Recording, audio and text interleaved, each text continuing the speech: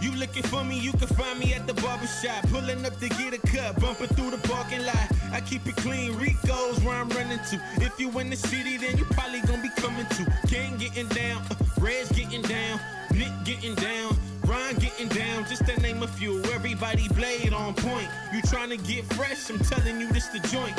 Hands down, top shop up in this vicinity. Promises age 9, LaRon been getting me. Temper on the side, I'm trying to grow out the waves.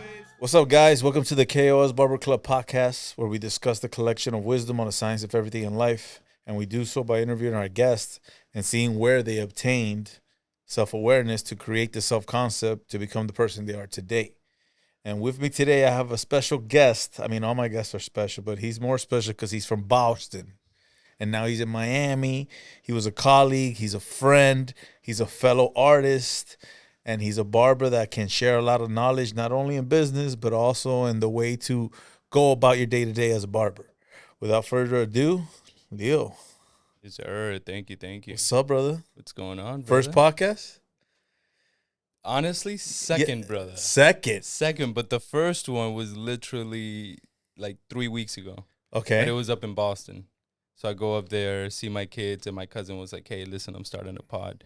And I want you to be one of the first ones. What podcast is it? Shout it out. And his podcast is My cousin's podcast. my cousin's. But yeah, no, it's he owns a barbershop in Peabody, Central Street. It's Lugo Barbershop. But I think the podcast is kind of has like the name too. But yeah, so I was on that a couple weeks ago, but you asked me first. So you were the first, like... Yeah, man, I've been telling all the barbers because, like I told you, as of late, I see the industry kind of, like, shifting into a very egotistical, like, star-studded, but not really original from, like, the core. It's mostly like, oh, this is who I am now. Let me try to be the best barber I could be. Instead of, like, living the lifestyle of service, which is what a barber really is. You know, it's not the whole followers. It's not everything else. And you seem to be a barber that has that kind of mindset. Yeah. So how did you get to that mindset of being like an individual, being a person that doesn't really follow the suit? You know what I mean? Yeah. I don't... Like, honestly, bro, like within barbering or just in general? In life. Let's start there. Like, okay, what's your first conscious thought when you were of age, like 2, 3 years old, maybe 4 years old? Your first conscious thought that you were like, okay, I'm here. I'm alive. Yeah, bro. One thing I just remembered, like, when I was young, I was, like, maybe, like, single digits. I don't know how old I was, but I remember we used to play, like, cars and, like, you know, like Hot Wheels and stuff. Okay. And me and my cousins would be like, no, but you died, so you have to, like, really cry. And I'm like, I know how to make myself cry. They're like, no, you can. I'm like, yeah, I can. I'm like, watch. And I remember that because I remember that at that age, I had cried over my dad being dead and stuff like that. Okay. So, like, that was the way of me making myself cry. And that was like the furthest thought. So that was like the back? furthest thought that I can go back, just remembering, like, oh, yeah, this here makes me cry. And I could kind of like it was, I just knew. Understanding yourself, yes. Yeah, I just knew that it wasn't a good thing. But at that age, I'm like, yeah, I can make myself cry. Watch this. And I start crying, you know what I mean? But those were the thoughts, like, oh, man, my dad got shot, this and that. So, but he died before, he was murdered before I was born. Okay. So the narrative has always been like, no, we can't talk about your dad and da-da-da and this and that. The family and likes to keep it. Yeah, it was wraps. always kind of like that. So How did that make you feel? So, yeah, so I think a lot of things came from that. I think from that just kind of build everything else about me. Like, for me, it was like I got like 30 cousins. Okay. Like a lot of cousins. And we all live like, you know how like up north they have the buildings and like there's floors and stuff like that. Like, we all live like right across the street, first floor. So this was in Boston. What kind of, what part of Boston? So I came from Salem, Mass. Okay. So it's like the North Shore of Boston. So literally right on the water, like right around the coast. And how'd you end up getting to Boston? Family moved there, or they? Yeah. So my whole family's been there. My mom immigrated there back in My dad was murdered in 1986. I was born in 1986. He was murdered in Boston. Okay. in Cambridge. He was going to a Boston game. He was in the jewelry kind of like game and stuff like that. He ended up getting robbed. Boom, boom, boom. And then my mom was pregnant with me and had my 2 brothers. Wow, that shaped your life. Yeah. So like that was the narrative that I knew ever since like I was growing up. You know what I mean? So like my stepfather was around, rest in peace as well. But like, you know, as a man, like you kind of want to know where you come from, and you see your cousins looking like their uncles and stuff like that. So and you don't know. So growing up, I was talking to a client about that because he's like, "Yo, Gene, what's over your dad?" And I was just like, "Bro, I know I got one, but." This episode is made possible by a dear friend of mine whose sponsorship allows us to bring you the highest quality episodes in the business. Our sponsor is caraccidentattorney.com. If you've been involved in a car accident and have sustained injuries, don't hesitate to seek assistance. Call 954-FREE-FEE for a complimentary consultation at 954-373-3333. CarAccidentAttorney.com connects you with the right legal experts, so you can focus on your recovery while they diligently fight for the compensation you deserve. And remember to always live, laugh, and love. Peace. Never saw him. My mom always was very, like, protective, but also being crazy in the sense of, like, throwing away all his pictures. I don't want you to know nothing about your father. I'm like, damn, that's messed up. Same, yeah. To this day, I don't have a visual, nothing. Yeah, same thing with us. The funny thing is, my aunt and my grandma, everybody says your dad looks exactly like you. Yeah. I'm like, damn, but he has blue. What is it? Yeah, he has like light blue eyes. Yeah, but you know, from your narrative, like from your point of view, it's like I know it shifted me somehow, but I don't really think. Like, for instance, when somebody tells you, damn, that person is rich, would you ever trade your position for that rich person? No. Yeah. You know what I'm saying? So it's like, I kind of think of it like that. Like, okay, so if I knew my father, then would that change my life? And if it changed my life, would I still be the person I am today? Yeah. So, like, would you trade it? Exactly. That's a crazy thought. Exactly.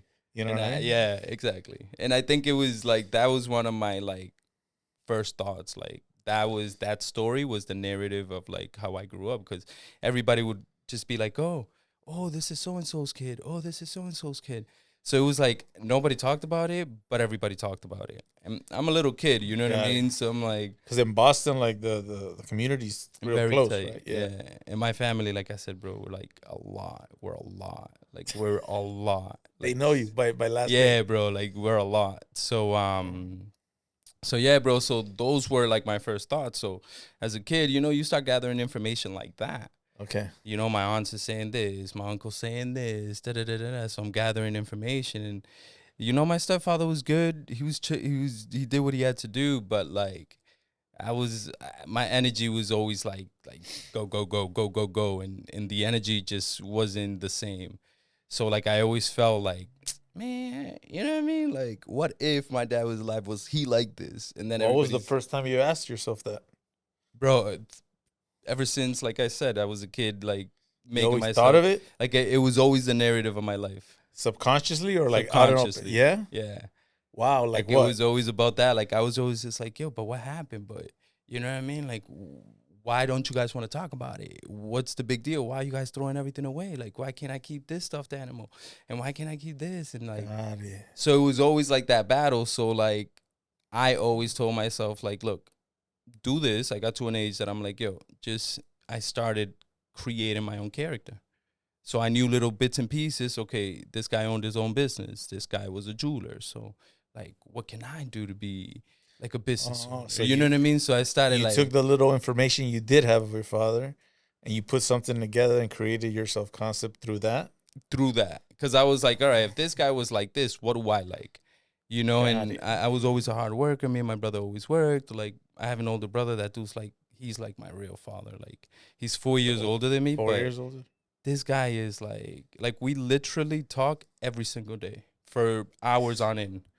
Like family. Yeah, like he's my I have 3 other brothers, but he's my brother. Like me and him are like this. But he was always working, always on his stuff, always doing this. So like I always saw that, and I was like, oh, okay. So I had kind of like the consistency that I saw from him, just always just working. Literally working, and the way he would save money, the way he put different pockets, I started learning that.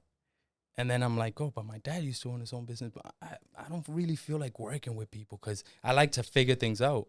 So I started working on cars, you know, my teenage years in high school. I started doing cars, never really looked at barbering.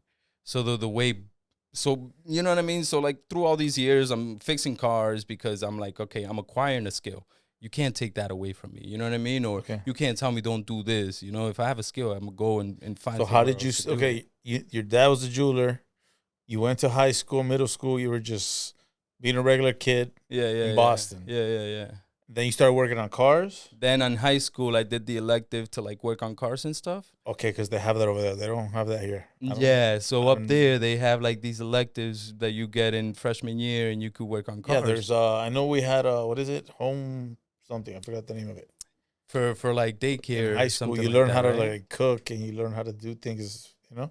Yo, Boston had like they had like they had like a daycare program where students from the school can bring their kids there, Wow. and students from the school will like take Teach the the- yeah. program to like learn and get credits for Not bad. like Not a yeah, bad it was program. smart. I mean, there's a lot of kids that are having kids Yeah. that shouldn't be having kids. Yeah. So yeah, man. So Boston was like that. So I took cars, and I was always, being a boy. I like cars. I like this. I like things like that. And I was always with I had a good group of friends. I was never had issues with like in school. Like, not that I was popular, but all the popular kids knew me. Like I like You were going, social. yeah, I like going to the gym. I've always kind of found interest in the gym. Like the gym has always been like there for me. So like I was always in that, and then I played a little bit of basketball and stuff like that. But the car thing was like my thing. I'm like, all right, I'll do this. So like I did cars for a little bit in high Like, school, Car what? Like mechanic? like mechanics. And then when I graduated there, I started working at a Toyota. I Okay. started working at Toyota.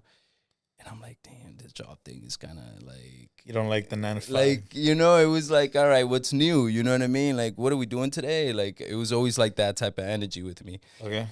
So, bro, they put me to change oil. And the guy's like, yo, you got all your tools. You got everything. I'm like, well, I got everything, bro. Yeah, right, bro. I didn't have nothing. Fake it I till you literally, I didn't change an oil outside of the school ever. And they're asking me all these questions, but I knew it. And they're like, oh, have you? Yeah, I've done it all. Boom, boom, boom. You have all your tools? Yeah, I have my impact gun. I have everything. Boom, I'm leaving, and I see two Spanish guys that are mechanics, and I say hi to them. I'm like, yo, I just got hired, but I'm going to need a little help. He's like, oh, bro, I got you, bro. I'm like, yo, but I got no tools. He's like, bro, I got you. He's like, yo, so I went in there with no tools. And they got you. And they had me, bro. They were right next to me. I would go grab their tools. I did that for like a week, and one of the guys was like, yo, here, I brought this toolbox for you. Put it together. You went there not knowing they were going to ask for that? Or you knew and you still said, no, I knew, but I ended up having this connect. I forgot how it was, but I ended up having this connect that got me in front of the service manager. Yeah. So I'm like, I'm not going to say no. Like, you know what I mean? Like, I'm 18 years old. I'm a kid at this point. You know what I Took mean? advantage of the opportunity. Yeah, so Not I that many people do that. What made you go forward with that? Oh, bro. A lot of people get scared. Some people say, yo, I got to go to my car. I'll be right back, and never show up. Yeah, I feel that. I mean, bro, my mindset, I think creating the persona of somebody that wasn't there also allowed me to like create what I wanted to create in my mind. You know what I mean? Like I learned like, all right, bro, your dad did this, and then I seen myself having those characteristics in myself and building it in myself. Do you manifest? I do.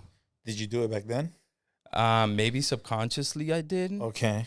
But I've always had the mentality of like, bro, what? Like, watch. Like, okay, but how did you get that mentality? Because the podcast is about knowledge yourself. So we're trying to get people to understand themselves. You know what I'm saying? Whoever watches the pod might get the spark and become aware. Okay, no, man, you know what? Everything that I was listening to, everything that I was told, everything that I believe or see the perspective of real life can alter just by one little thing that you said. And you saying that, okay, when I used to think, I just snapped myself out of it. How did you get to that mindset? That's the important part. I think me, if I was to break it down, I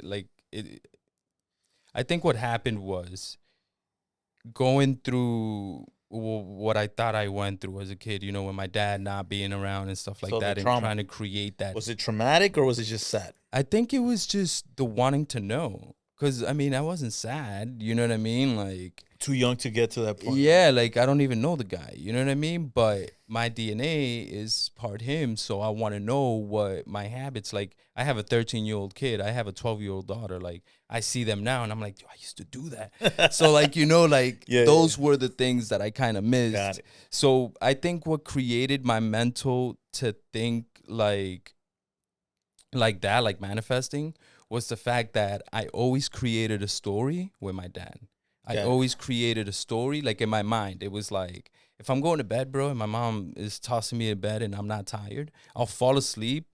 Images of like my dad taking me here, my dad doing this, you know, my dad being this type of person, like me growing up in the business, like those were the stories I was telling myself while I was sleeping. Like, so to me, it wasn't sad. To me, it was more like, damn, I want to be like my cousin. You know what I mean? Like, because my cousin, my uncle had his own business. So my uncle, the one I'm talking, so my uncle Neno, just because I have a lot of family, so his name's Neno. His oldest, Francis, me and him are like brothers. Okay. So I was always with his father. But his father was a business owner. So a hustler, you know what I mean? And so you saw and you took in information. Exactly. And me already picturing, my dad was a hustler, you know, and I'm seeing him with his dad and I see how they act alike and this and that. So I always kind of just wished I had like that interaction with. So you felt like something was missing. You know what I mean? Yeah. Like I feel like maybe my dad would have put me on something that he knew, like, because I'm a dad now. So I'm like, yo, I tell my son, don't do this because I'm telling you this is going to get you here. And I'm telling you because I did it. Yeah, but they'll never listen. I never listen. And that's what I'm going to say. And that's what I tell him too. I'm like, look, you're going to keep doing it. And I understand. But I need you to know, like, I'm that voice that you're going to hear when you do it. Like, I'm not expecting you to stop doing it. Like, I understand, bro. I know about the voice. Yeah. I've never had the voice. Yeah. But subconsciously, I had a voice. Like those times that I would be in situations and I'd be like, man, fuck this, I'm gonna go. And then be like, you shouldn't do that. I'm like, and it's intuition. I don't know, but it's not my voice, dude. It's not me telling me don't do that or be careful or like, yo, you sure? Like at times I stop and think, I'm like, damn, man, like when we think, that's not our voice.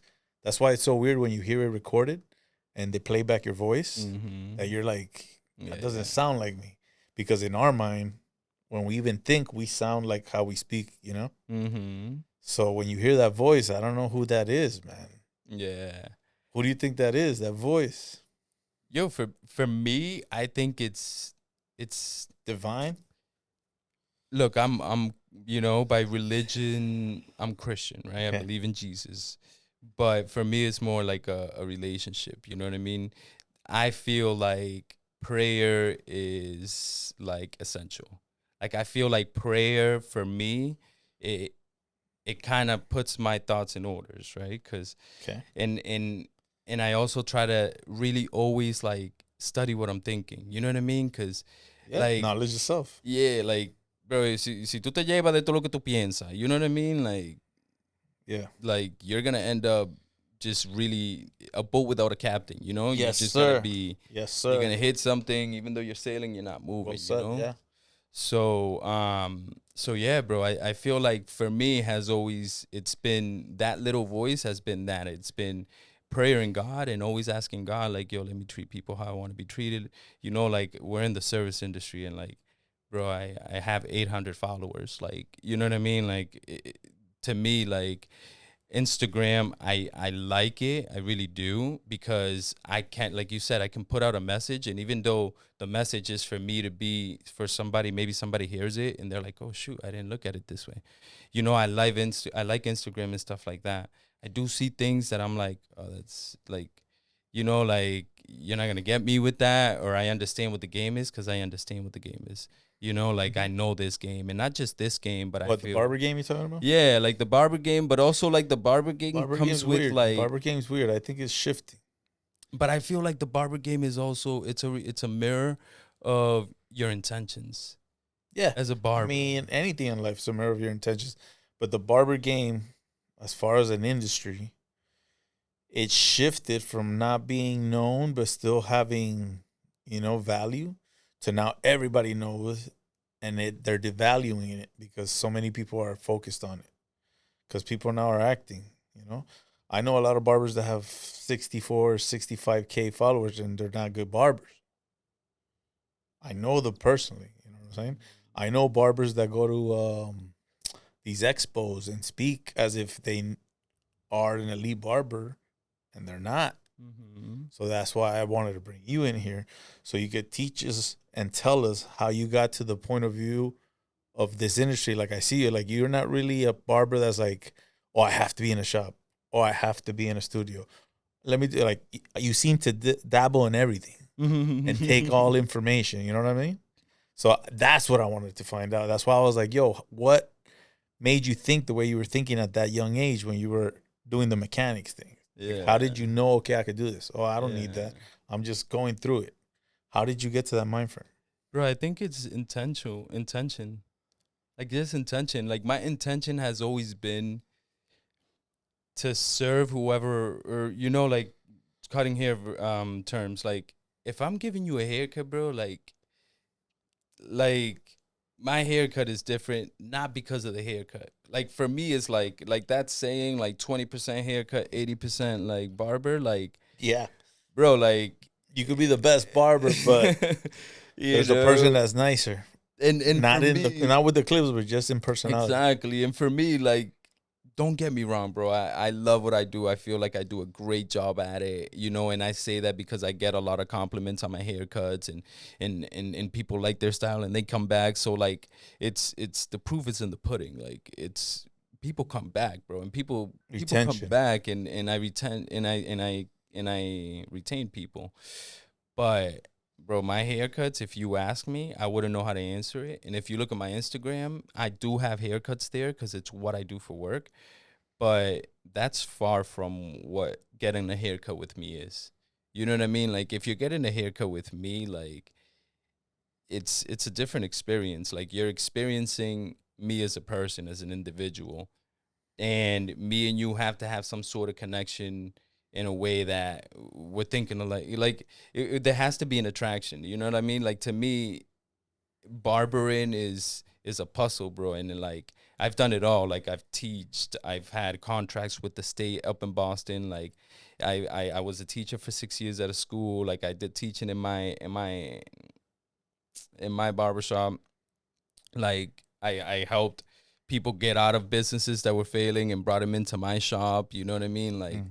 Like, I just like to solve a problem. And since I'm so aged and experienced in barbering, like, I've tried to walk away from this, like, 100%. Like, I've tried to leave this. I've tried to. It keeps pulling you back in. And yeah, and again, Trust right? me, I know. And it's one of those things that I had to come to term to be like, look, I'm great at everything else because I do a bunch of other stuff. I know a lot of other skills, and This is your passion.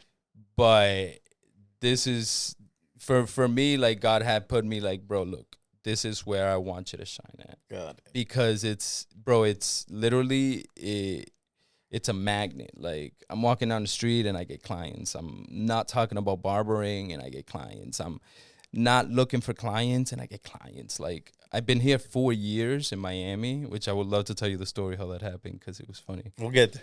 But I've been here and bro, it's now I'm like, I can't take any more clients. And I try, and there's clients that they're on a waiting list that, oh, yo, you're not busy. Oh, and I call them. I'm like, yo, I'm gonna go by. Oh, perfect. And it's like, it's my intention has always been to serve the community, serve whoever I'm cutting his hair. And by serve, I don't mean like they can give him the best shave. He touches his face and it's so smooth that he doesn't feel like that's not the service. That's it's not the the service. catering of the service. And it's knowing your client, at least in my experience. Yeah, you got to be a chameleon, right? Yeah, bro. Like, you have to know how to, like, bro, I got clients that are very, very high profile. They want to have a conversation on the phone. They want it to seem like I'm not even there. And I love that because I wanna be able to give you the service you require and you want, and in return, you're giving me what I would, not what I'm expecting, but what I value, right? With my work, I'm getting higher clientele. Higher I'm getting, clientele, higher price range, right? you know what I mean? So But you have to provide the service that is indicated for that. that is exactly that it's needed, because a lot of people are like, oh, don't do this, don't play that, or act like this or act like that. Like, No, you got to be yourself. it doesn't work like that, bro. Barbers, be yourself. Yes, Because if not, you're going to play yourself. If you want to take advice from somebody that quote unquote they're doing their thing, like, cool, but they're quote unquote doing their thing because that's their thing. You know, find what your thing is. I sometimes see it in the social media pages like barbers. If you want to take my course and find out how to become a 6-figure barber, I'm like, yo, dude, just work and be good, man. You don't have to take a course, or you don't have to follow your lead. Just be who you are, man. Mm-hmm. I mean, some people do need direction, but a course like a ABC 1, 2, 3, I don't think that works that well, especially in the barber industry, because that in a barbershop, anything could come out of left field, man. A curveball comes out of nowhere, and there's no directions on how to handle it. Okay, so how did you go from mechanics to barbering? Let's go there. So from mechanic to barbering. So like I said, bro, I always have this itch of things can be better. So when I got into the dealer, a year into that, I tell them, I'm like, look, so basically what happens is somebody comes, they pick up your car, they drive it around, put it in the bay, you change the oil, all that. The mechanic takes it, puts it to the car wash, bro, and they were always crashing. It was always something que todo el mundo estaba chocando. Okay. So entonces I was really cool with my boss. Yo le dije, yo, vamos a hacer algo. Ponme, my bad, bro. I like talk Spanglish. Spanglish. I'm like, yo, let's do something. Put me as a X-Loop leader, which X-Loop is oil. I'm like, put me as a leader. I'll handle all the paperwork. Okay. I'll handle the driving the cars around and doing everything with the cars so nobody crashes. And I'm always clean. So when I have to walk up to the floor, I'm not messing with cars. Okay. I'm just, clean kid, I'm like, I think I was like 20, bro, 21 at the time. And, bro, they were like, yo, that's actually a great idea. And this is back in like 07. I was young. I graduated in 05. And, bro, they gave me a raise. I was getting paid like $21 an hour at that age. At that time. That was a good paycheck. And my mom had just kicked me out because I got like a tattoo and I got a piercing.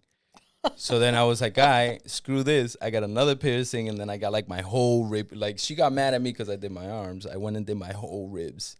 Like 2 weeks later, after she kicked me out, I went and found a room. At this time, rooms were like $300 a month. And I was making $21. I'm a young kid. Like, you're like, I was I got working this. all day. You know what I mean? So, like, all those type of things, like, felt good.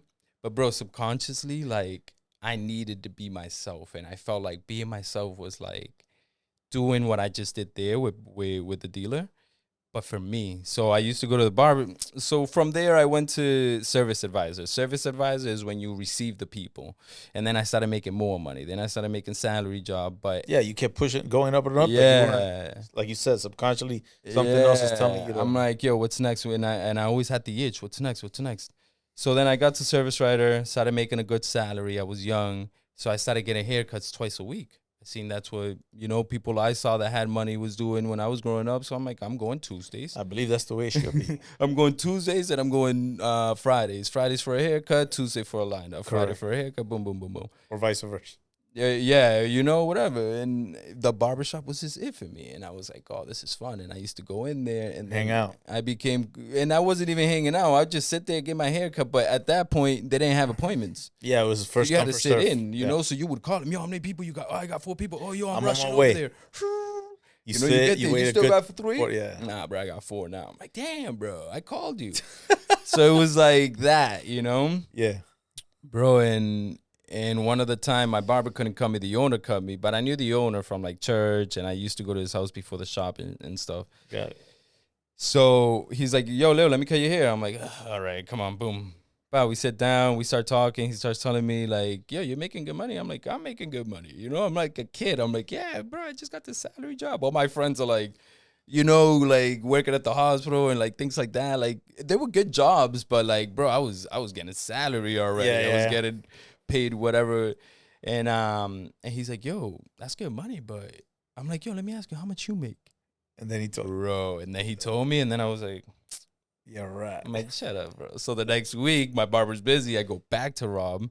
That's the owner of the shop where I actually started working there when I graduated barber school. But I go back to him, bro, and then he breaks out the whole business to me. And it was chair rental. It was boom. I'm like, yeah. I'm Yeah, like, see, yo. you got luck. You got lucky. Because when I was figuring it out, it wasn't like that. It was other people figuring out as I was trying to figure out as well. It's just they were like one step ahead. So when I was cutting in the crib, they're already in a shop. You know what I'm saying? So you started what? Like what age? At 15, it was 95. Yeah. My brother's like you. My brother started 95, like I was the way I learned how to cut hair was we had to go to the flea market to get a haircut because all other barbershops were just very traditional. You would tell them, yo, I want a skin fade. They don't really give you a skin fade. You know, they just, the old man tries. Flea market was, the thugs. We would hang out there and like you said, you would get there. And, oh, yeah, I got two more. You sit there. And then the USA flea market, man, right here in I've seen it. it's I've 74. seen it. They tore it down, but back in the days, and then you had the doughboys that would come in with bread and be like, "Yo, what's up, bro? Yo, I got next," and I'm like, "Damn," because they would give them a 20 piece. And when we look at each other, we're like, "Damn, we gotta be here another like hour." Yeah, bro. And I would be there for hours trying to wait, but we were kids. We were like 13, 14-year-old kids, and I would learn while I was sitting there. I would pay attention, and I would see these. Back in the day, it was cash only, so I would see the barbers come out with this wad of money, and I was like, "Damn, I'm gonna learn how to cut hair, cause I want to get like that one." You know what I'm saying? And I was 13 years old, and for 2 years, I was kind of always observing. And while they would cut my hair, I would look at the clippers, and I would look at the guards, and I would ask like, "Yo, what's that?" Because back in the days, there were different color guards. Yeah. It wasn't all one color. Yeah. So like the red was like a 2, and then the yellow was a 1. And I'll be like, "What's the yellow one? And what's this?" The orange was like And the then 4. and then he started breaking it down to me. So Yeah, how he broke it down to you, the business, he was breaking down to me how to cut hair. Yeah, bro. He told me. I was like, yo, the next day, because I had like I only worked 4 days a week. I went to barber school, checked it out, signed up, and So you found out how much money he was making. You're like, "I want to make that kind of money." I'm like, I want to do that. And you weren't afraid. You were like, "I know how I could do this." Nah, bro, because his kids were always there. You know, like eventually, again, like with my mentality, like I want to be able to have my kids around. Like I don't want nobody to say nothing. Oh, you were conscious. You feel of these me? thoughts. Yeah, like I'm like, bro, what am I? You know, like I've always been like family, and also like I'm very like, not that I just like challenging things.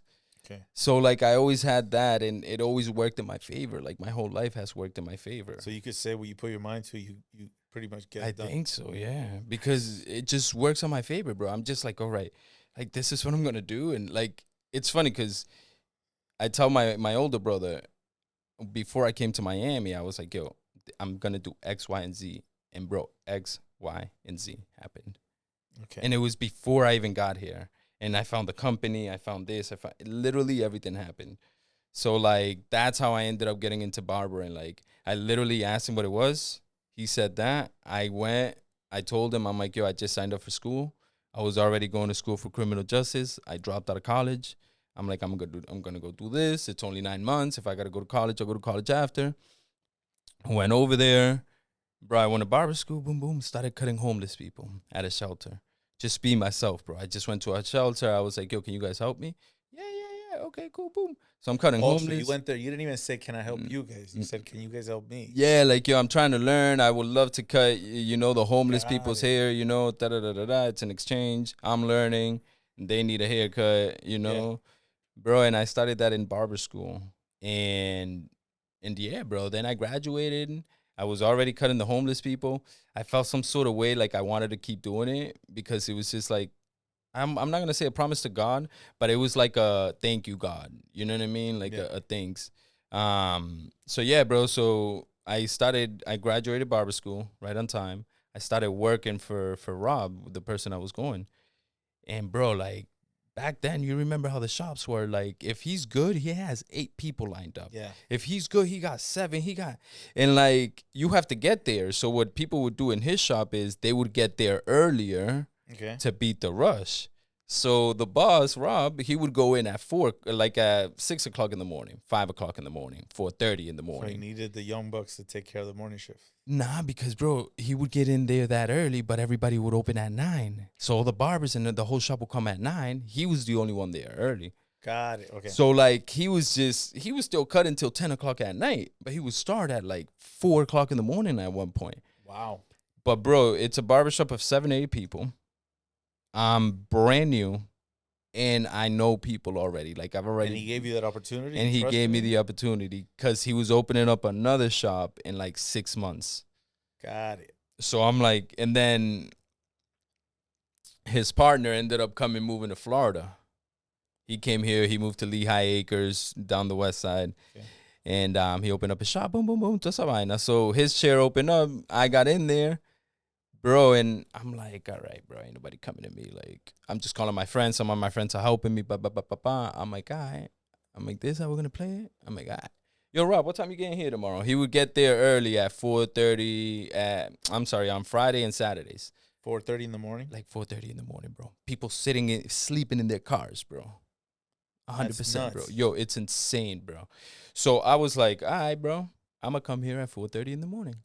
So, bro, I woke up at 4:30 in the morning and I would sit there. And it was just him cutting everybody. And you would just learn. And I was just learning. Nice. And I was just watching and I was just learning and I was just watching. Bro, 3 weeks into that, one of the guys like, Rob, bro, Pat, yeah. Rob's like, yo, just get a lineup with him, bro. He's been here 3 weeks, bro. Don't cut nobody. Just get a lineup with him. Got it. Boom, bro. The worst lineup you've ever seen in your life. I was so scared. It wasn't bad, but I barely touched his face because it was like his highest client. Yeah. This guy was already paying him at that time like $80 a haircut. Whoa. He would come every week. Like, bro, he's one of those clients that you as a barber, like you see a client that comes all the time, is always fresh. Like, it's more than just coming every week. It's like this guy. Yeah, he's supreme clientele. Yeah. Bro, and that started it all. And then from there, I started cutting. Next thing you know, by the 6 months that the other shop hit, by the time all the other barbers came in on Saturday, me myself, I had already made like 210. What did that teach you? What, bro? Early bird. Anybody that knows me or like deals with me in a normal basis now, like I still go and do house calls at 5 o'clock in the morning, like right in their house, 5 o'clock in the morning. You know what I mean? Because why not, bro? There's no traffic. I'm listening to a preaching. I'm listening to a podcast. I go and I sometimes you get the day started on the right foot, bro. Y te pagan el doble. You know, they pay you a little more. They appreciate it. It's more of the loyalty. Like that's real, Viet. Yeah, bro. That's the service I want to give. What is it that you need? I need you to be here and I need you to be last minute and I'm going to pay you X. Okay, it's worth my time. Okay, boom. That's my clientele. Nice. You know what I mean? Like that's how I've kind of handled barbering, if that makes sense. So that's how I made the transition. So you made the transition. You started learning. Early bird gets the worm. You were there. I'm guessing that the skill set started getting better and with the work ethic, everything started to come together. Yeah. How long did that take? Bro, it wasn't long because, like I said, I was there all day. Like I was a kid, bro. So you would say what, a year in? It took me to make what I wanted to be making. Let's say I wanted to make like $1,000 because by that time I was looking at money wise. I'm not looking at how many people I'm cutting and stuff like that. Okay. But at a week, it took me like 4 or 5 months once I was full time to make over $1,000. And then it was consistent. And then from there, it was just... Never looked back. Never looked back. So you jumped around from shop to shop in Boston or no? You stayed in that one shop? So I stayed with him in his company. And then he opened up the second shop. But, bro, everybody's such a top dog where I'm at. I'm like, yo, send me over there. Send me over there. Let me be that dude. You know, let me just start. I just started. I'm good with the clippers. I'm fast now. You know, like, put me up there. I could bang people out. So he put me up there, bro. That's where I became like, it was Rob. But Rob, he was already too busy, the owner, because his people it was the next town over. So his people were driving, so he couldn't cut anybody. So I'm there just every walking, and then everybody else that was there starting, they were slower than me, and they hadn't worked with him already. So I already knew his technique. I already knew how to do a fade in 35 minutes, 40 minutes with the beard and everything. You know what I mean? And and in those times, tú sabes que era lado, Yeah, you know, a two to a skin. tape, boom, boom, boom, boom, like a little chin strap. Like it's not like today. Today you gotta finesse the beard. No, It's evolved. Do you think you it's know. evolved, or you think people just took notice of like what really needs to get done? I think both, bro. I think both. Okay. I think style is. I think we as men now are. I'm not gonna say more into style, but we're more into how we want to look.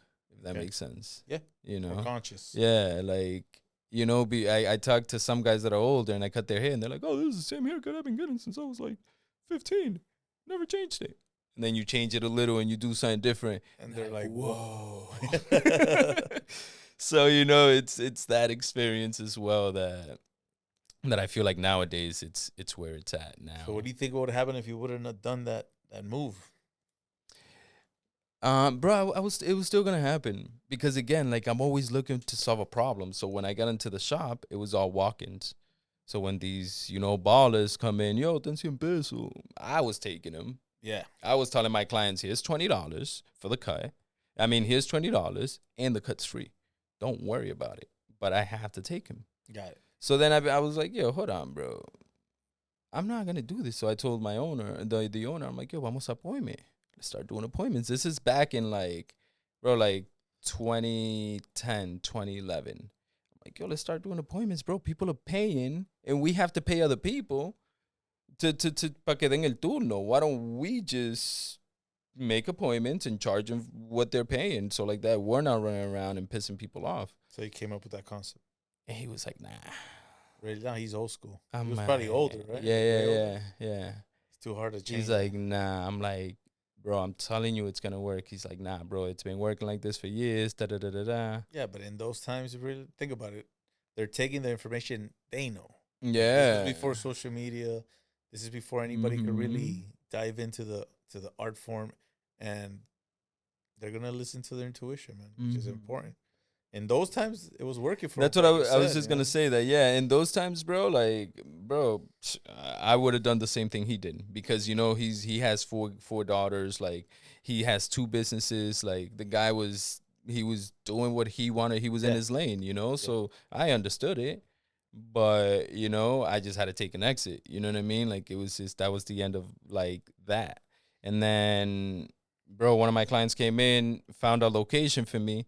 And I'm like, nah, I don't want one, bro. I'm good. Because, bro, I'm a kid. I'm like 23 years old. You know what I mean? 24, and I'm dating the mother of my kids at the time.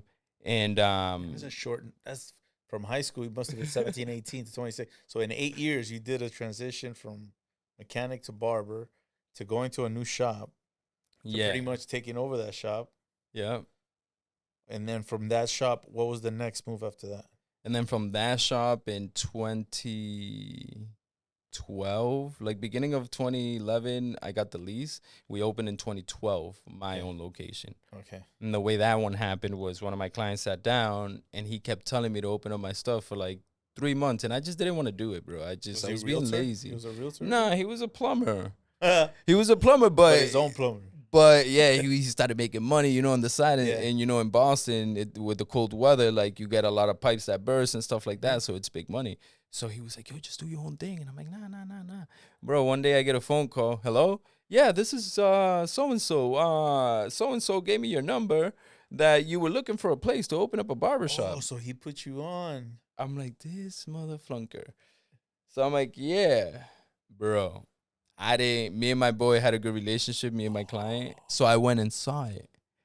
And I'm like, I'm telling myself in my head, I'm a kid, bro, you know? And what am I doing? And at the time I'm making like $1,300. My rent in my apartment is like $725 I was making 1,200-1,300 a week. Yeah, yeah. My rent was $725.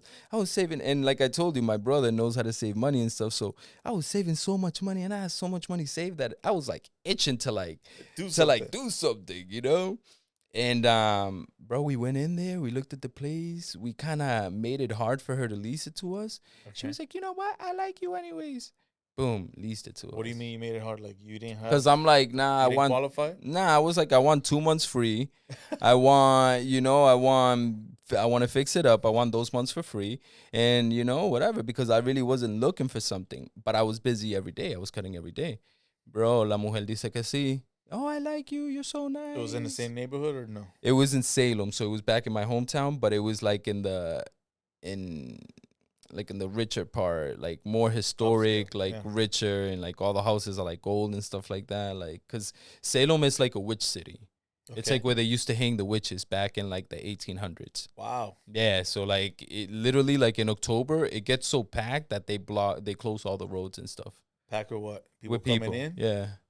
Like it's like if you look it up, like So it's they really have a thing. seances and stuff like that. Bro, they got like You think some of that rubbed off on you or what? yeah, bro. I honestly like I'm very spiritual, so like for me it was like I don't want to be in this type of energy. You know what I mean? Like, and I've always like tried to move to Florida since I was like 18. I always like just wanted to be in the hot weather. Like it was always for me. But life started taking off. It's in your DNA, bro. Yeah, but life started taking off in Boston. I'm like, fuck yeah, I'll roll with it, But yeah, bro. So then we leased the barbershop in 2012. Okay. And then, bro, from there, it was like we had 4 chairs. Right away, the 4 chairs got full. Then we had 5 chairs. 5 chairs got full. Then 6 chairs. Boom, 6 chairs got full. Bro, and like... Now you're making real money. Bro, so now I'm like charging, at that time, I was charging like $180 a chair. 7 chairs. I'm over here like just working from 6 o'clock, 5 o'clock in the morning. On weekends, I'll do Thursday, Fridays, and Saturdays. I'll do from 5 in the morning to like 9 o'clock at night. I was young, bro. My kids were young. I was just vibing. So, yeah, bro. Then 2016, something like that comes around. Both of my kids are already born. You know what I mean? My son was born in 2011. So the year that I opened the shop, I had him in October. We got the lease. Then we opened the shop. Then my daughter was born in 2013. So like in between running the shop and building the shop, like I was just having kids. So you, like, because you had money, you had a business already. Yeah. And then in my mindset, You did it bro, right. You did the business, and then you had the bro, kids. a la misma vez. Usually a la people have misma kids, vez. and they're like, "Oh, damn, I got to do something." And then they Bro, start. but again, right, like, and just being honest, like, that came because, again, like, I'm still doing all this, but the thought of my dad dying at 33 was always like, bro, that's going to be you. So like, I got a question for you later. Yeah, so I didn't, like, my life was hurry, hurry, hurry, do everything he did. So when you die. If or when? No, like obviously we're all gonna die, but I'm like, cuando te maten o te hagan una vaina así, then your kids at least have that mental and had what you didn't have, right? Because one of the things I always wanted was a father. So like I gave something to my kids that no matter what happens, I will never have. Nice. So like I always instilled like everything in them, bro. Like when I had my kids, like, bro, it was like literally like I'd be playing Xbox, he'd be right here. I'd be boxing, he'd be right there. I'd be at the gym, he'll be right there. I'd be at the shop, he'd be like both of them, both of the kids. So it was like my goal to like have them both always around me, which is what I was saying earlier with my uncle. Like my goal was to always have my kids there. And yeah, accomplish your goal. Yeah, bro. So it was super chill, super chill. They were always thing. there. Shop blew up pretty much. How many shops did you open up? So at one point, bro, we had 2, but both of them weren't working at the same time, if that makes sense. So it was like through COVID. Got it. So I got into teaching. So then I between like in 2016, like I got this teaching what? Barbering. Teaching barbering. Okay. So the school that I went to, I was still connected, and at this point, like my shop like had built a little momentum because I started doing appointments. Nobody was doing appointments. So I started doing appointments back then, like in 2012 when I opened up the no shop. app, just the call in. Nothing, bro. Just call, you write it down, boom. And then, so I was like, bro, how can we get people that want to pay a lot of money and care about their time? How can we get regular people that just want to come and sit and wait? And how do we get kids? So, bro, para ese tiempo, I would, but by that, like for that time, like around that time, I did appointments 25, haircuts 18, and then we did a $10 Wednesday. So every Wednesday, whoever comes into the shop, $10 haircut. 10 pesos. Oh, how did that go? Pero I'm freaking better than, that was the highest day of the week. Of course. For the longest time. But then think about it. You did 10 haircuts. That was $100, right? So then if you would do it at 18, it would take you half of that. To me, I've always seen it like that. Like, let's do something for less to get more people in. But the more people you get in, you're making the same amount when you were doing it for more. Exactly. So it's more work, less money. Exactly. Instead of more money, less work. Exactly. But the return on Thursdays was to retain them. So if you could get somebody coming in for $10, that's the trick. That's the trick. The trick is no de que vaya and make your Wednesdays your Saturdays now because it's always busy. No, that's the day to come in. That's the day to come in and you start getting phone numbers and you start building relationships. And it was good, but then it was so busy, brother. Like literally, like people would be standing outside the door that I was like, all right, yo, let's put a little twist to it. Now it's $10. If it's, because remember, back in those days, everybody's just getting a 1, a 2, a 3. So you put a special. So I was like, yo, it's $10 if it's a 1 number all around. So now if you want to taper, bam, $15. But guess what? Now you're saving $3. A la carte. Okay. So that's how we started doing it. And then we're like, yo, bro. And then we started making so much money that I told the barbers, I was like, yo, why don't we make it $10 cuts and pizza? We had a pizza across the street. We had a pizza shop across the street, and we would put prime time, when the kids get out of school, a ponerle pizza ahí. They all come. All the kids, bro. A slice and a cut. Bro, and this is back in 2014, This is like way back, like. Yeah. You know what I mean? Like, they weren't doing appointments, at least in my area. Like, none of that thing existed. So that's where I went from. And then the 2-shop thing, it was, I had purchased that building in 2016. So I bought the building where the barbershop is. But I wanted to kind of make it kind of like a business, right? Like something that pays me. It was a standalone? Yeah. Okay. So I bought the property. I'm like, let's get out of here. Let's go right down the street to a bigger location. I already had like 10 barbers almost. I'm like, let's go there. And then, we'll rent this out. And then, that'll pay me. That's my stuff. And then the shop is still here in the same street. But then COVID happened. And then when COVID happened, all the barbers went here, all this happened. And then up there, I was able to cancel my lease for that building. So like the one you purchased, you just the one I purchased, I just kept it. Boom. Then I rebuilt it again since it was COVID.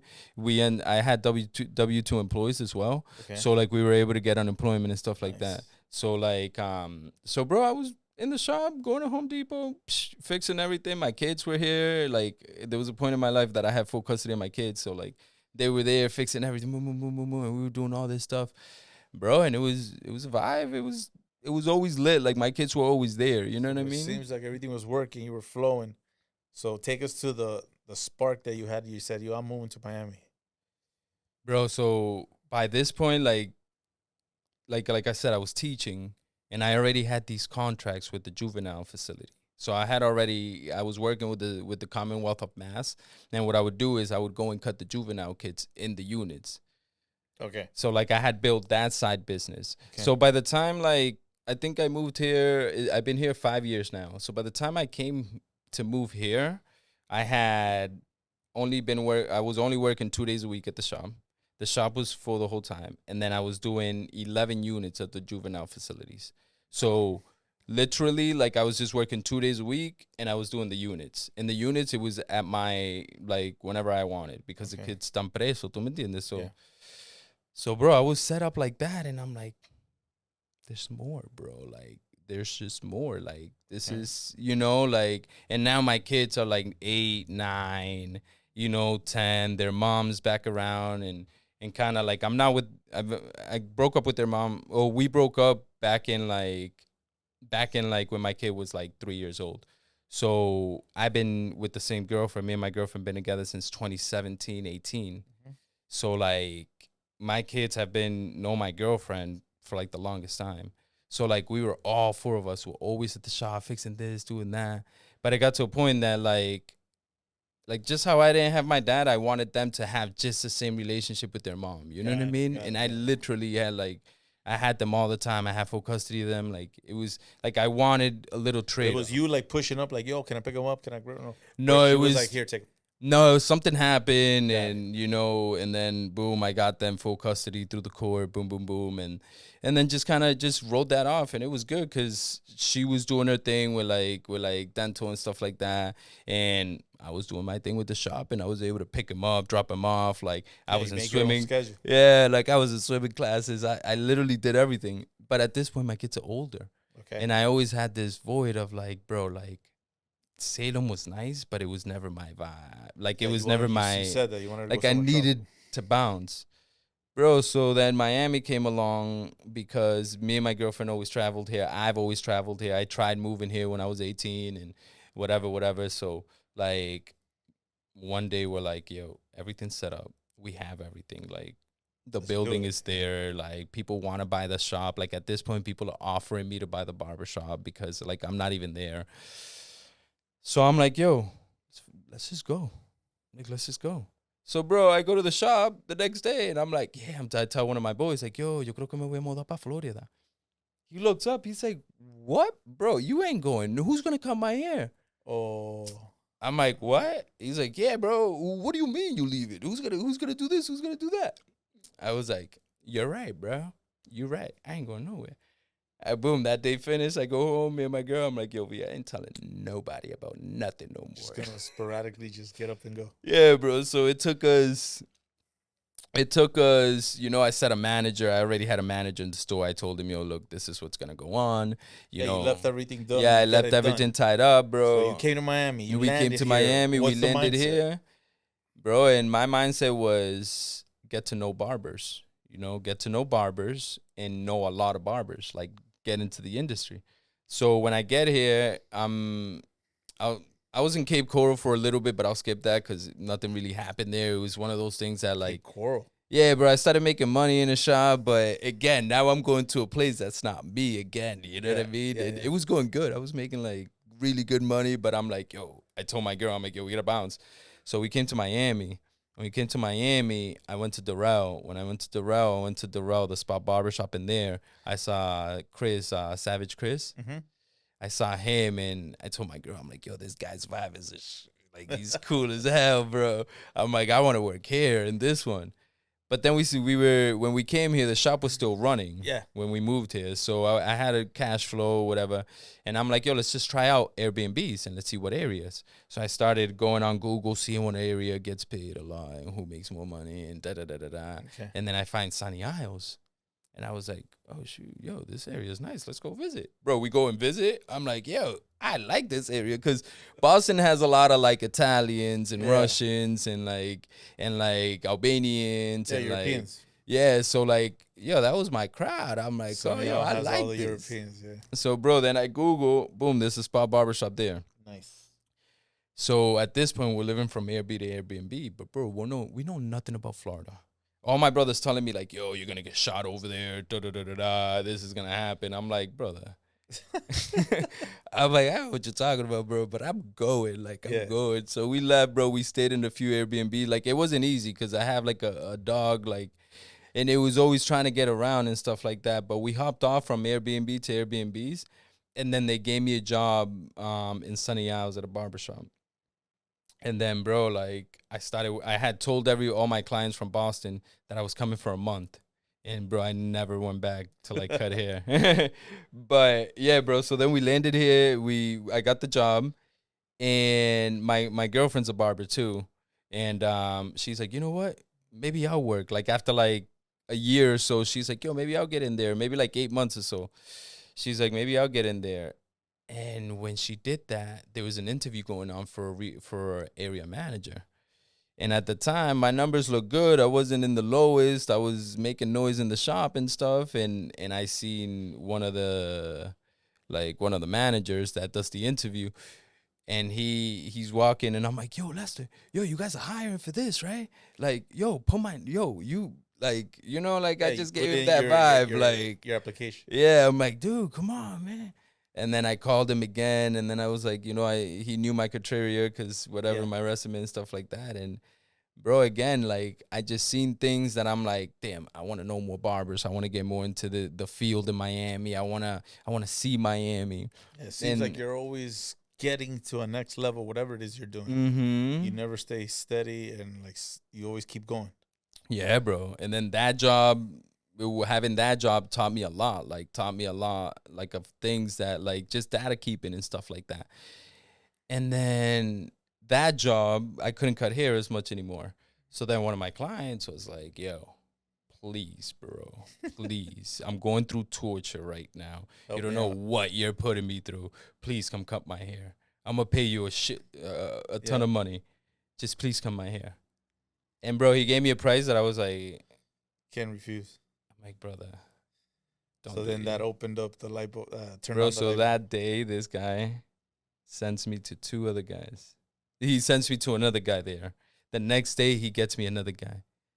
Bro, and these are high end clientele. And high tickets. These are guys that are paying what he offered, and bro, and all of a sudden I'm doing, because I've always done, I've always journals and stuff like that. So that when the light bulb came on, I was like, yo, hold on, bro, I'm in Miami, bro. If he's in that building and he's paying X and X, X in this plus, building, there's I'm potential. like, yeah, bro. I was like, what, bro? But I also had a lot of clients that were following me, so I opened up a little studio, whatever, in one of those places, and I rented it. Boom, and the house calls started taking off. They started calling me and calling me. Studio didn't make sense. Calling me. And then the studio was there empty for like 6 months. And every time I go there, I'm getting less than half of the price that I'm getting to go to somebody. And it's like, I don't mind driving because like I'm listening to podcasts all day. I'm listening to preachings all day. I'm talking to my brother all day. Yeah, it gives you time to do you. Yeah, like I talk to my kids still. Like me and my kids hop on at 3:00. Like right before I got here, they're calling me. Like it gets me still like what I want, what gives me the value. And bro, I've never cut hair outside a barbershop setting. Like I've always been in a barbershop setting my whole career. So you like it? So I'm in love with it, bro. I go to different restaurants around the city. Sometimes I'm in Edgewater. Sometimes I'm in Brickell. Or sometimes I'm here. Or sometimes what about I'm the there. lighting? What about the chair? What about just... Bro, honestly... general? Sometimes it's not comfortable. You're right. But I think, again, in my situation, I think it has worked because I find little systems for everything. Got it. So like I already have a backpack, I already have a vacuum, I already have a chair that my clients find comfortable. I already have like everything is portable. Oh, you going with the chair? Yeah, bro, I go in with everything. I go in with a chair, I go in with a vacuum to clean up my hair. I go in with the hose to, the disposable one. I go in even on some clients, like I have different shirts in my trunk that it has their name on it and stuff. So they put on the shirt. So like that. Okay. So, because for them, bro, their time is valuable. Yeah. They don't have the time, nor do they care how much it costs for them to do what they Miami to now, an extent. Every 2-3 miles you have traffic.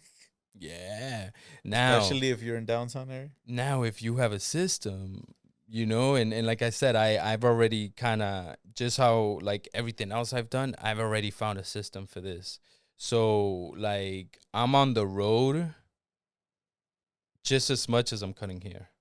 So like I'm not driving crazy places. Like last time I talked to you, you told me, he was like, well, I have zone A, I have on Tuesdays and Thursdays, and zone B. I'm like, what? Yeah. Zone? You got zones? Yeah, bro. And again, early mornings help me, So all my clients, again, right? Like they're all 5 o'clock in the morning, 6 o'clock in the morning. So by the time 9 o'clock hits, I already hit in a zone. I can hit 4 or 5 people because I just cut their hair last week. Yeah. You know, they need to look presentable every week. Sometimes these guys are calling me sometimes twice a week.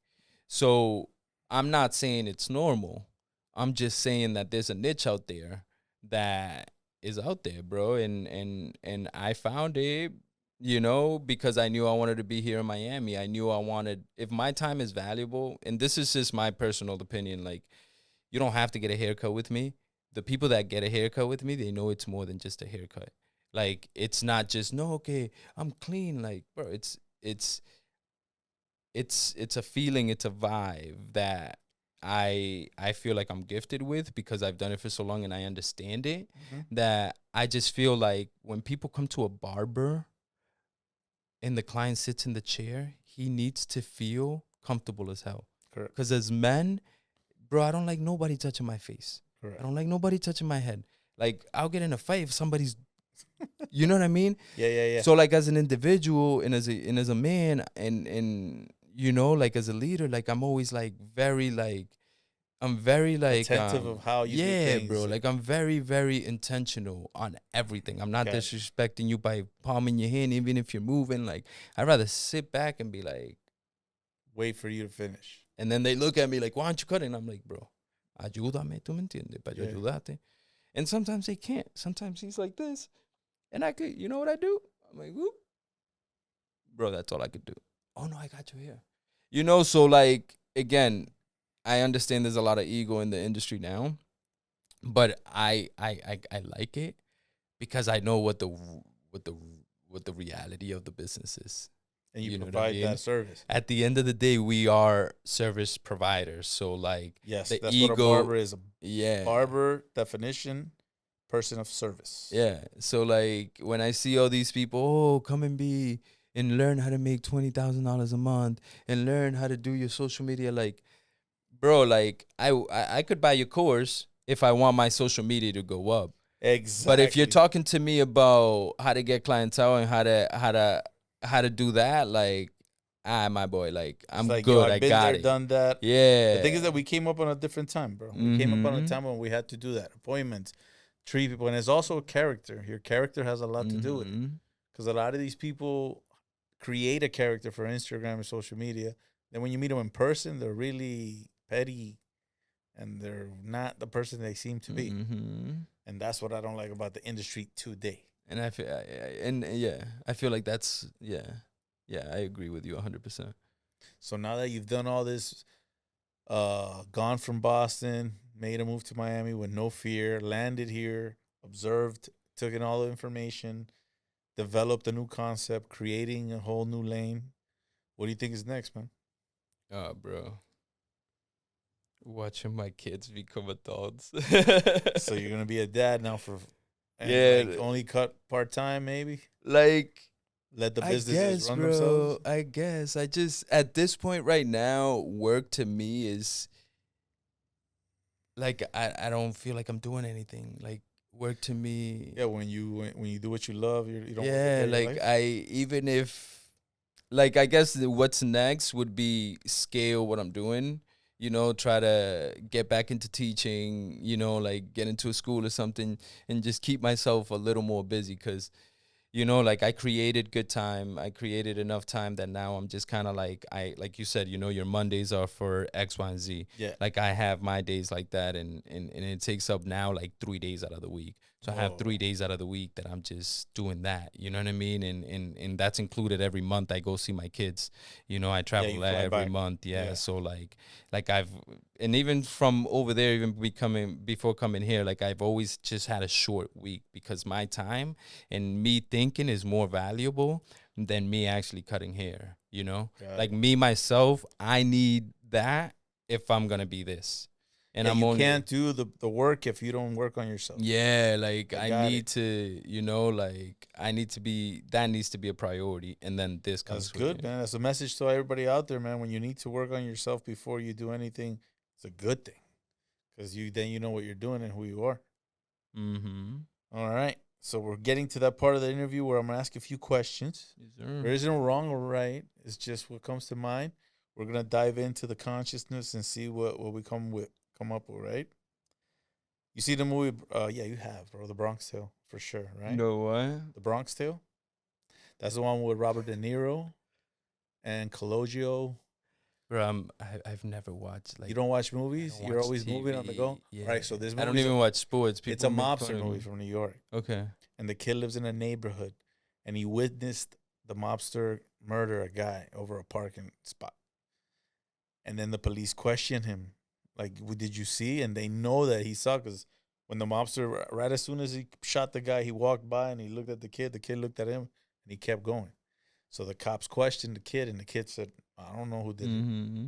So then that mobster took a liking to the kid and kind of brought him under his wing. Mm-hmm.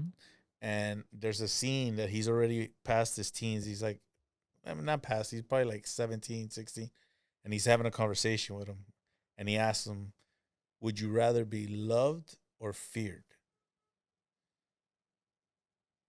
I'd rather be loved. Why is that? Honestly, because just the energy of it, like I don't want to be feared. Like if anybody thinks the way I think, like I'm not gonna be scared of anybody. You know what I mean? So Correct. I'm not gonna want what I don't put out there. Okay, good answer. Do you like to create from scratch, or do you like to compare and grab other ideas and then create? Everything, All of it? all of it, That's good. like all of it. Pause. Okay. Knowing or understanding? Understanding. Why is that? Cause I mean, again, right? Like I'm just a student of life, so I rather keep understanding things because things always change, and then I know this, and it's like, yeah, you knew that 5 years ago. What's the saying? Only a fool thinks he knows everything. Yeah, right. So I'm like, me personally, I don't think I know much. I'm just always like alert. Like that's why the other Understanding. question is like both, because I cut people that talk about things that has helped me in my business and they don't even know it, you know? So Got it. Wealth or riches? wealth all day. Yeah. Riches is it's good, but it doesn't last. Perception or reality? All day perception. Yeah. Why is that? Cause like perception, you mean like Yeah, what do you perceive? Yeah, all day, bro. That's Yeah. been my whole life. Like, That is your reality? yeah, bro. Like whatever I think, eventually is just gonna come into fruition. Like there's no, the only person that's gonna stop it is me. Correct. And That's you a very know, powerful way of thinking, man. and for me, like, All right. Joy or happiness?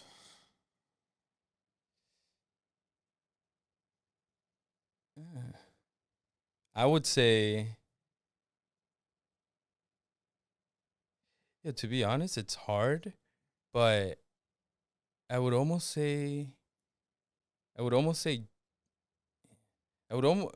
See, there's I would no always wrong or say right. joy, because like I feel like joy is more like short, right? Yes. Happiness is Yeah. like, you could have bad experiences, and the fact that you got through those bad experiences brings you joy, you know? Mm-hmm.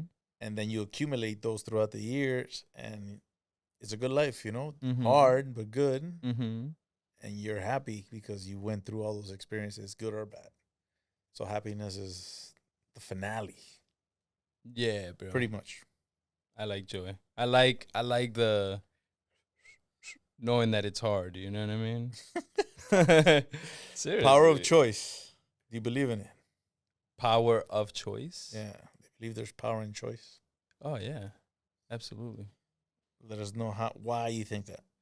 Because I mean, it's like choosing a path. You know what I mean? It's like me trying to be like my clients. Let's say I want to make the money they're making. You know, but now I have to go and start what they're doing. Like, you know, it's like paths. You know what I mean? It's like, No, I know. I have several friends that, are doing well for themselves, are wealthy.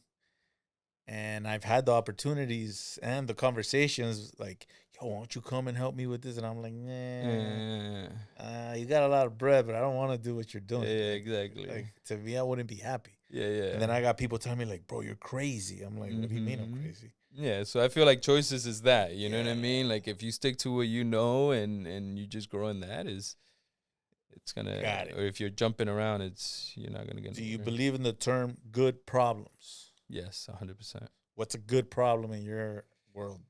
Uh, having, I mean, a good problem.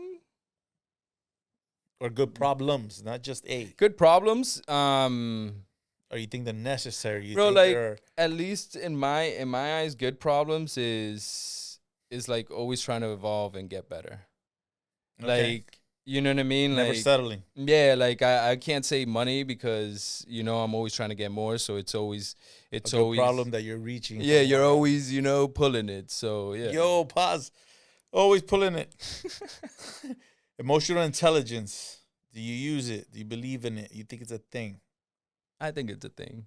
I think I use it as like I absorb it and just watch it to make sure it stays in line. So you check yourself. pretty Yeah, much. yeah, a lot. Like I just rethink my thoughts. You know what I mean? And how did you learn that trick? Getting in trouble, brother.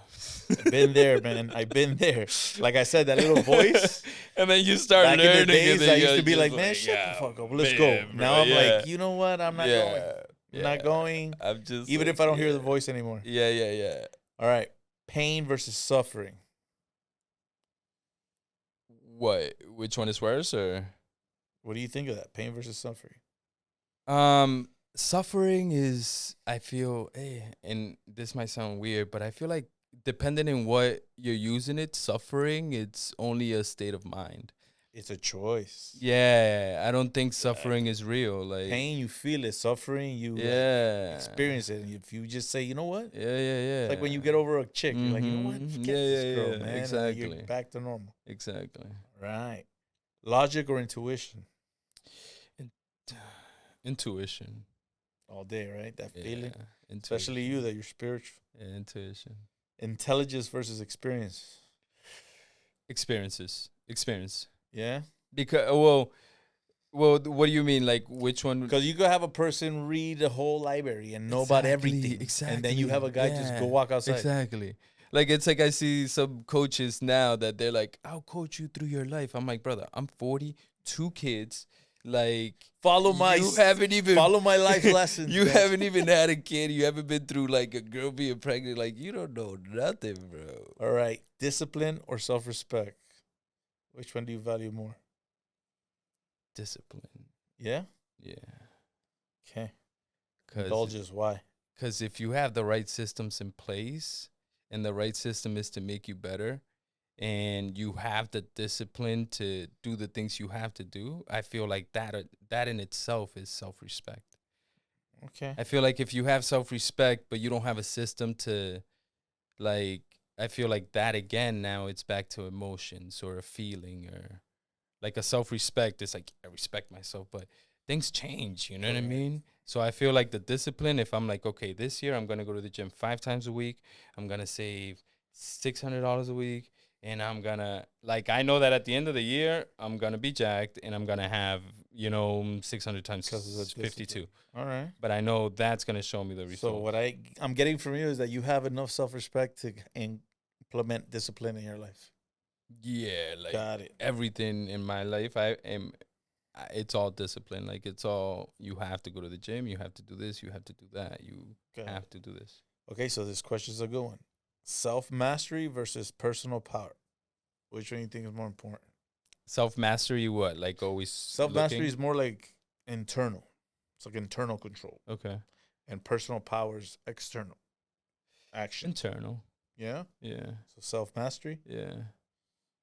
Because, bro, I feel like we're always changing. And I mean, yeah, it makes sense because self-mastery takes discipline, which you were speaking. which is so hard. You know what I mean? Like, Yeah. it's so hard. I feel like I like discipline so much because it's literally like challenges you all the time. I'm not sitting here saying I do everything Perfect. that Yeah. you know what I mean? I'm just saying that I hold myself to certain disciplines that keep me in line To where you want to be. to where I should be in line and aiming for more. Yeah, that's a message right there. Listening to people's dream versus real life stories. Which one do you like better? People's dreams. Yeah. Yeah. Everybody says that. And now at your age with kids, gone through the experiences you had, travel from Boston to Miami, you've pretty much done it all. Do you feel like you're racing against time? No, not at all. No? You feel you have more time? Yeah. Because you spoke earlier that, you wanted to do all this before because your dad passed away at an early age. But exactly, right? Now that you passed the age, now you're chilling? Bro, and it was literally like a aha moment. Really? Take us there. Yeah, I was with me and my girl been together for like 9-10 years now, but we were out and my dad died he was murdered at 33. And when you turned 33? I turned 33.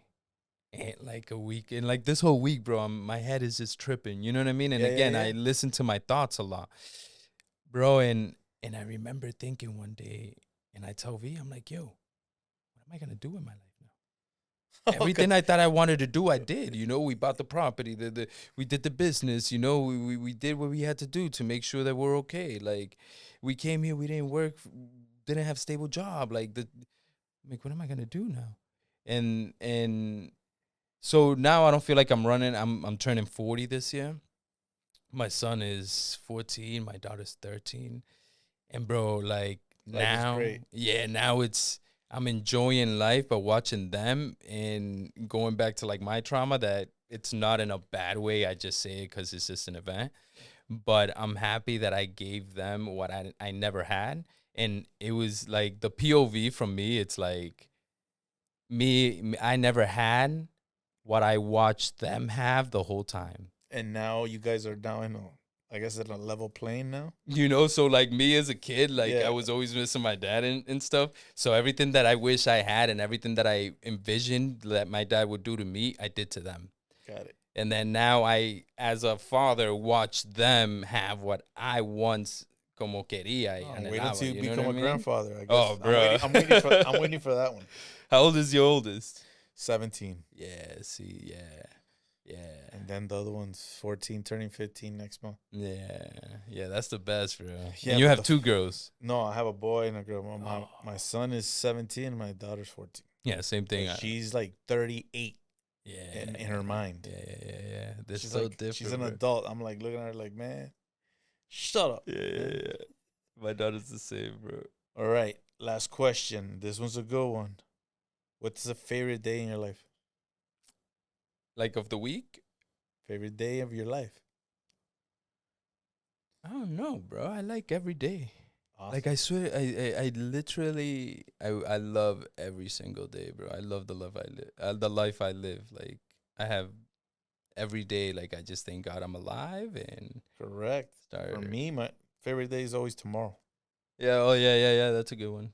So that day you wake up, you're like, Yeah. I'm like that too. Day. Yeah. And I'm up at like, bro, I'm up at like 4:45, 5:10 around there, and I go and walk my dog. You make the best out of your life, yeah. And it's like dark still, nobody's out, like, and I just start praying to God, and like, it gets a real like. If you haven't tried going to like waking up early and stuff, man, it's like it changes your life. It puts more time in your life.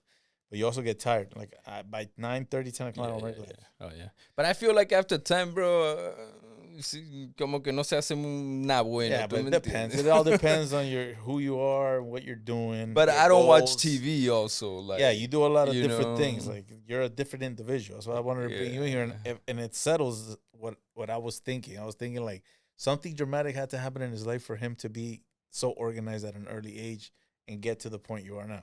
Because, like you said, you're turning 40. You already had businesses. You already had moved from one state to another. You started a new business.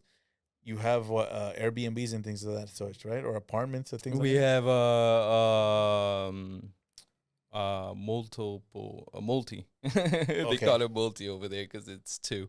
Yeah. But it's right next to the so property. You pretty much have properties and you're doing your thing and still got so much life to go. You know what I mean? Yeah. No, thank God, man. But in those words, like, okay, let everybody know what's coming up in the future.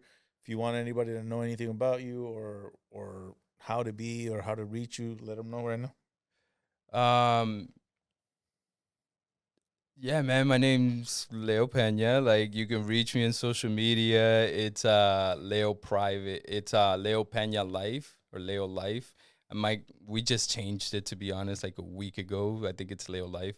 But yeah, man, I honestly put a lot of things there, barbering being one of it, working out and just things that I say just that I believe in. And for barbering, bro, if you're a barber or if you're doing anything that's in service, understand that you're a service provider. Like, it goes such a long way when you understand what your position is. If this is what you're choosing to do. Like, if you wanna be a baller, be a baller. If you wanna be a salesman, be a salesman. But if you with this career, I've seen it do well when it comes to doing what you do best as a barber, and is servicing the client the way the client needs it, not the way you think it's supposed to be. You know what I mean? All right, my brother. I appreciate you coming in. Good conversation. Now, anybody that is wondering and hoping to learn something will learn something and do good with it. You know what I mean? Yes, sir. Thank you for having me, bro. I appreciate it. This has been an amazing and one of those times that I'm like, Yeah, now you can show your kids when they get older. yeah, They're bro. gonna I'm love like, it. yeah, look, This is what I tell everybody. Yo, this. come in, man. We'll talk, and you'll have something forever. You know what I mean? Yeah, And this was definitely something that I hell yeah, enjoyed and I that's looked my forward gift to you, man. Nah, I Because you've been appreciate a it. stand-up guy. I appreciate your honesty, and I appreciate you as a person, man. Nah, I appreciate So it. everybody out there, remember to exercise wisdom, harness the energy, always live, love, and laugh. Thank you for tuning in. Peace.